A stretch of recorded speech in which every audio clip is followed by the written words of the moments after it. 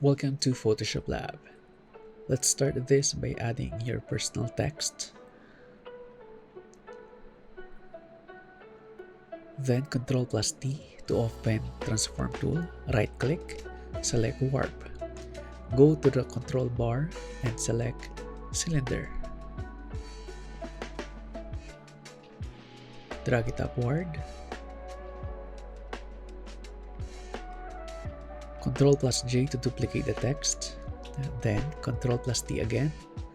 Drag the second copy upward to create the other side of the cylinder.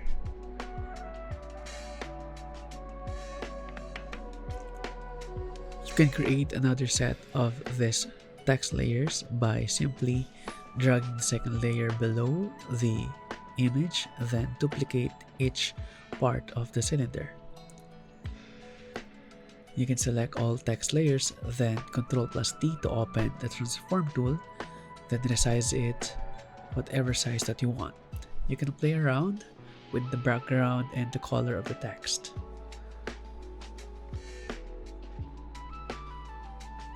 And I think that's it. Once again, thank you so much for watching. See you again next week.